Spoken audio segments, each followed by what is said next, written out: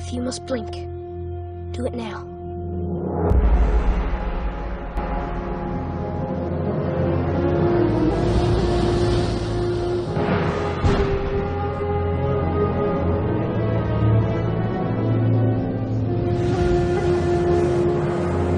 Pay careful attention to everything you see and hear, no matter how unusual it may seem.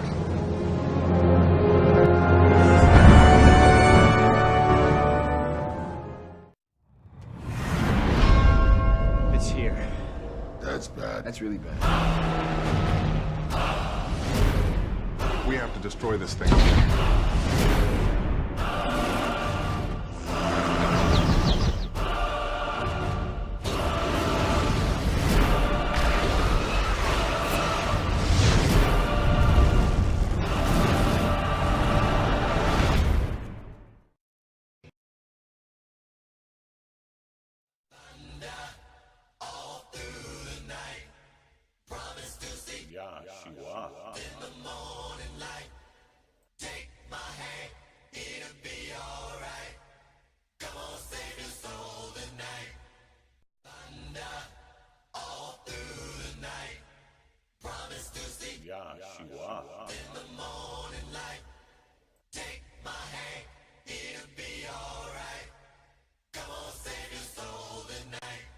Behold, the sign of the coming of the Son of Man.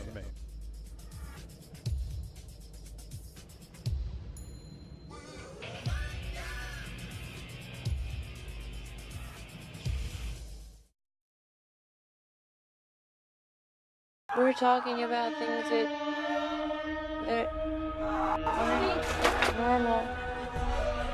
It's death. That is broken. And actually, these are hard facts. They do appear to be.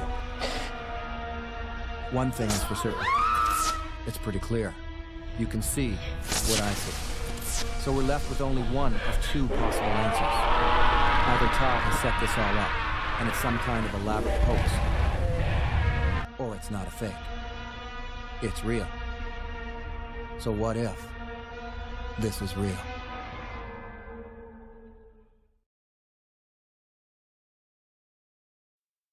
We better get back, because it'll be dark soon, and they mostly come at night. Mostly. So we're the people that believe in the virgin birth, talking donkeys, floating axe heads, men that get swallowed by whales and then regurgitated 3 days later, guys who walk on the water, guys who throw down staffs which become serpents.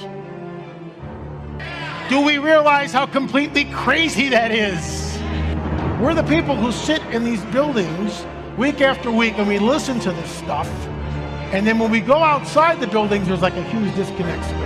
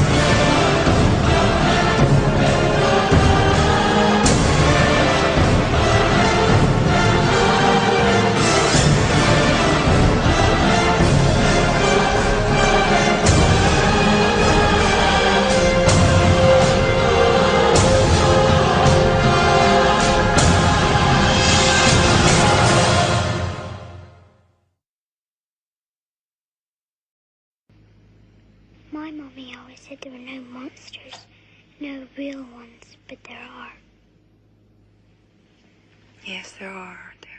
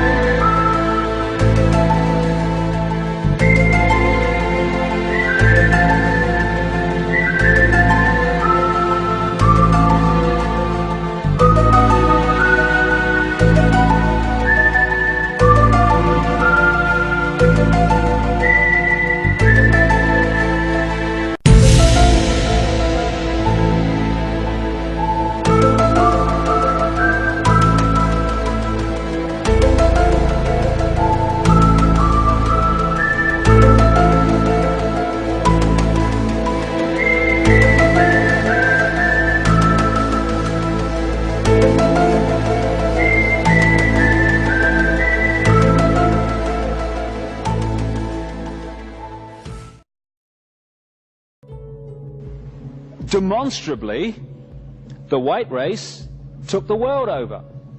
They came out of the Caucasus Mountains and this area of the world in two basic ways. Go one way first, by land.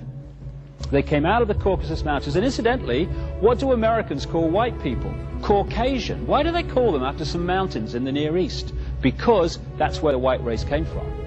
They came across land into Europe, and they changed their names. They were the Scythians, they were the Sumerians, they were many different names, and if you follow the movement of people, you find that they became the white race of Europe. They became the Anglo-Saxon race because the Angles and the Saxons were simply different names for the same race. They became the Scandinavian peoples, they became the British, they became the French, they became the European white race. And within this white race were these Anunnaki bloodlines, these reptilian bloodlines. And these were the ones, when you do the research and the genealogy, that ended up again and again and again in the positions of power.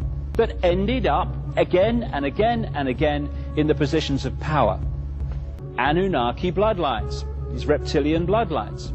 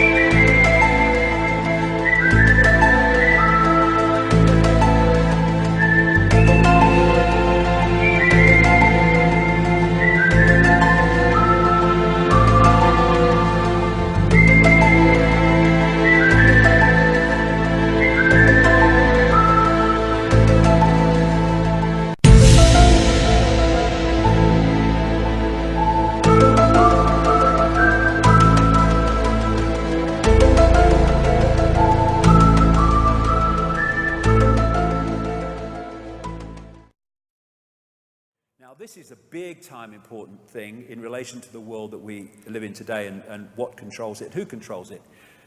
Because the ancient accounts, again, talk, and I've talked to people on the inside in the modern world who've confirmed all this from their perspective, that certain bloodlines were created to specifically represent these entities outside of human society, outside of human frequency range, in the human frequency range of visible light, to be the manipulators in our world of that which is manipulating our world. Because for vibrational and atmospheric reasons, they cannot come into our world except very briefly, or in technology which gives them a manufactured atmosphere, a manufactured reality in which they can come.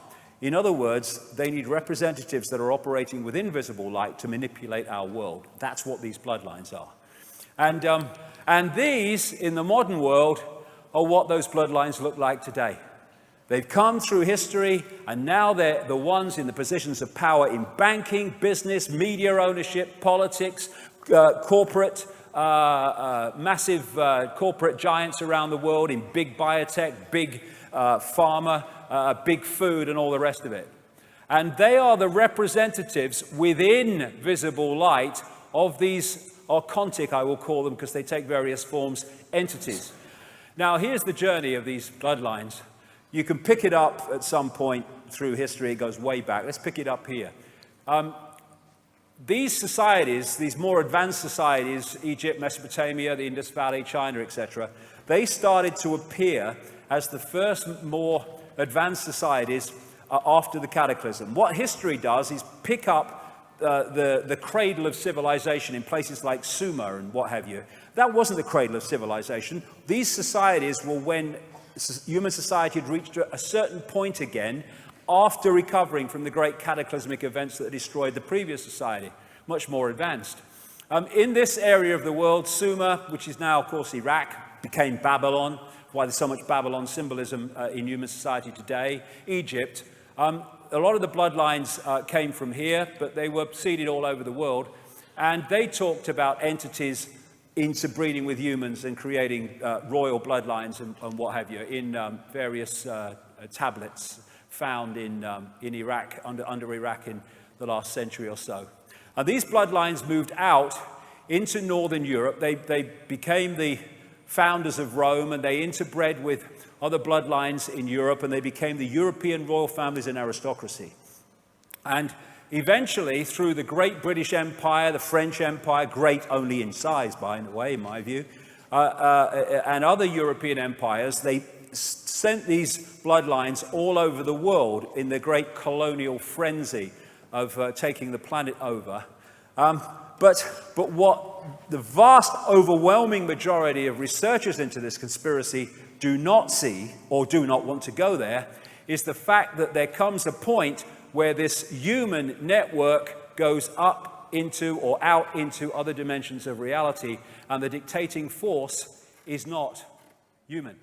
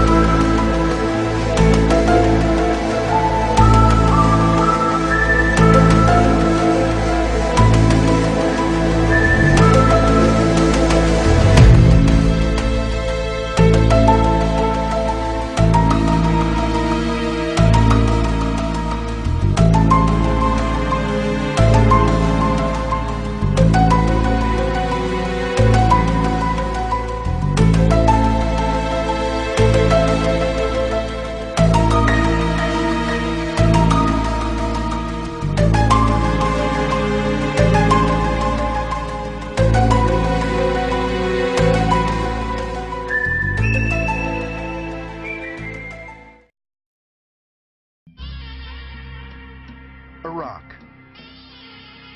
April 10th, 2003. United States forces make their way to the capital city of Baghdad, just 3 weeks after the launch of Operation Iraqi Freedom. American troops attempt to create and maintain order, but looters fill the streets, ransacking museums and destroying thousands of ancient artifacts.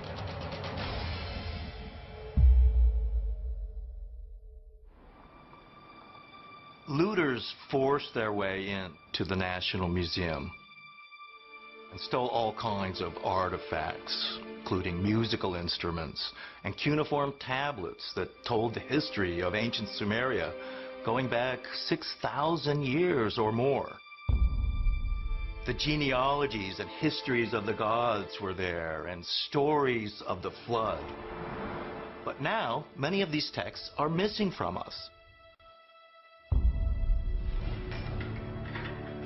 Now, it wasn't just people off the streets smashing a window and taking an artifact. There were people wearing earpieces, a very coordinated event, penetrating double-locked doors, and stealing instruments and jewelry and all kinds of artifacts that date back thousands of years, all the way back to the cradle of our civilization. But why would militants destroy such precious objects of the ancient world? Was it really just a consequence of war, or a deliberate attempt to obliterate forbidden knowledge of the past?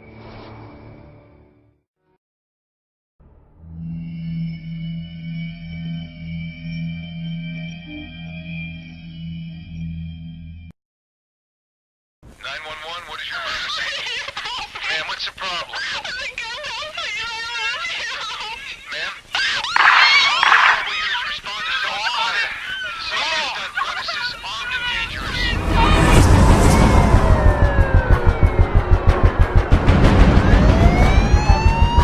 Call an EMT, search everybody. I want everybody. Transfer me into that house right now.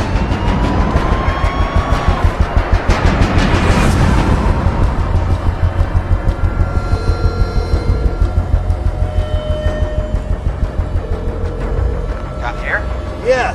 What's going on in there? I want to talk to Abby Tyler. Abby? Oh, Abby's not here right now, but I can help you. I have to talk to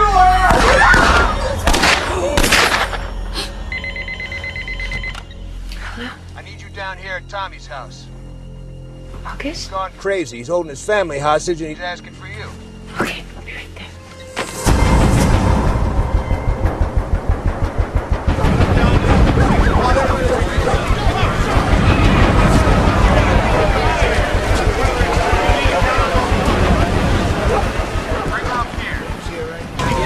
Got Sarah, Timothy, and Joe lined up in the kitchen with a gun to their heads. And he wants to talk to you for some reason, all right? Tommy? Tommy, what's going on here? I'm so sorry, but I gotta do this. I don't have a choice. It was completely surreal to be there in the middle of the night with all those police trucks. I don't have a choice. No, you have a choice, Tommy. We always have a choice. Tommy, you would never let anything happen to them. You love them. I know. So much. But it's up at night. And if you saw what I saw, you would understand. What did you see, Tommy? It doesn't matter because we're not gonna have to see it ever again. You weren't listening to me. You know what Zimbabwe They were means? gonna kill him. What? Wait, I didn't hear you, Tommy. What? Zimbabwe eater. Zimbabwe eater. Zimbabwe eater. What the hell does that mean? Zimbabwe eater. What the hell does that Tommy, mean? I can find out. My God.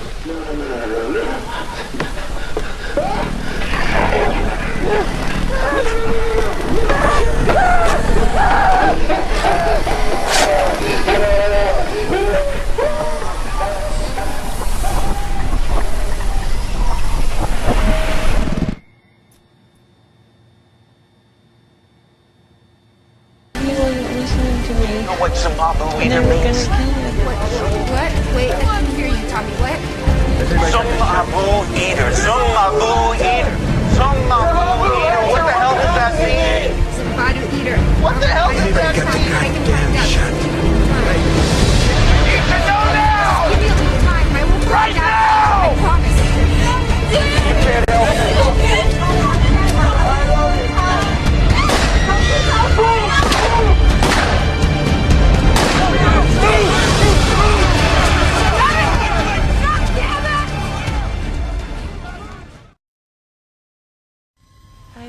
myself back together.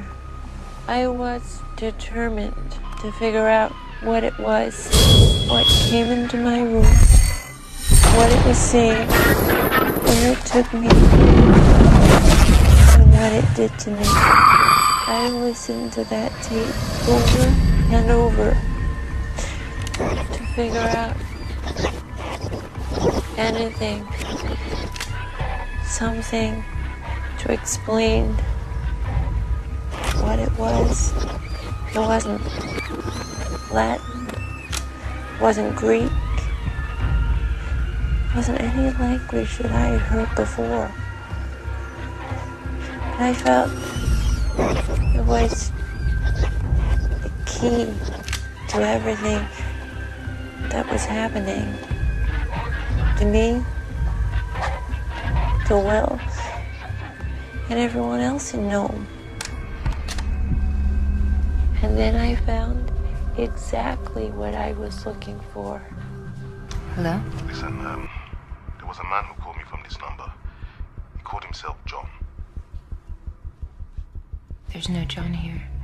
Exactly, I know. What was he, why was he calling you? He wanted to have a history lesson on ancient languages.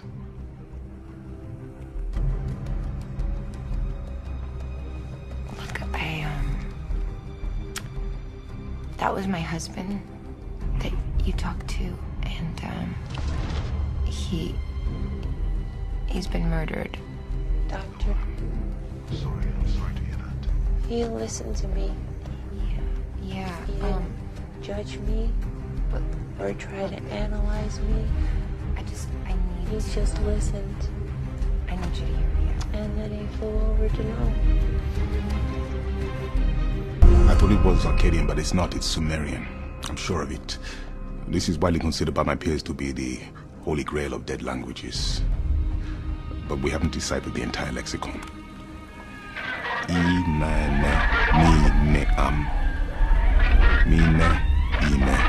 Ki ulutim. Our creation is the last two words. I'm not sure of the first two. Ika ke a e se. Examine is the first word. Ika zug zug. The last word is ruin or destroy. Our creation, examine, ruin or destroy.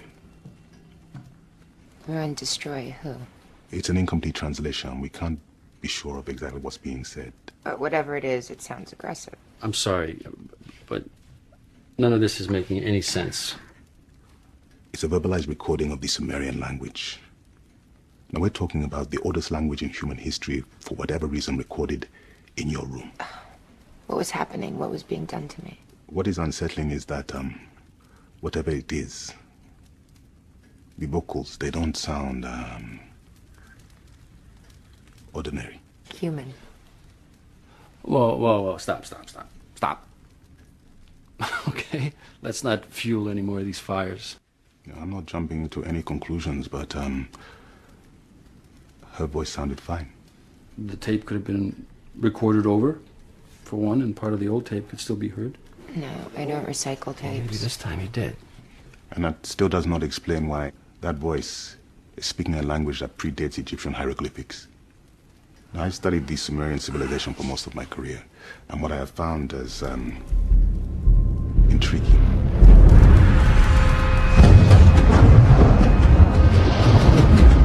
You can go into any Sumerian exhibit and see what I'm about to tell you. Drawings of rockets that look like Apollo launching into the sky. Etchings and sculptures of men in spacesuits and what looked like oxygen masks. Now, this artwork was created in the 4th millennium BCE, 4,000 years before Christ walked the earth. Genesis, Noah's Ark, to name a few.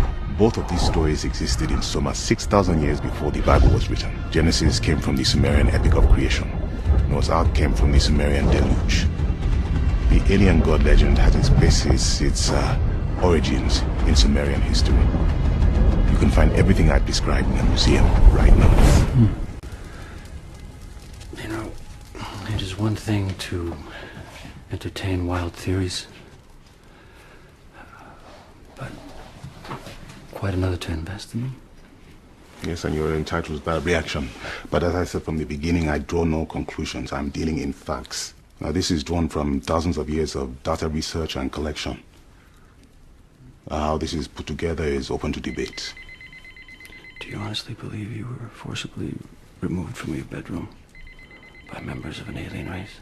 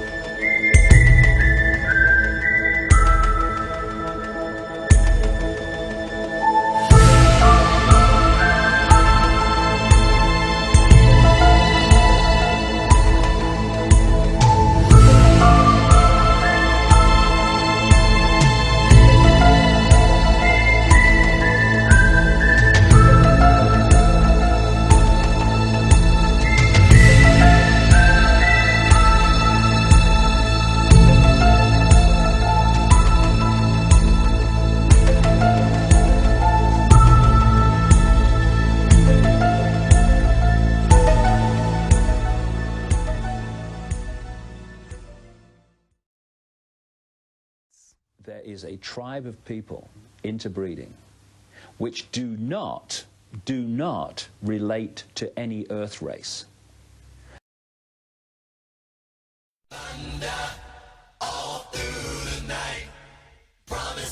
Yahshua.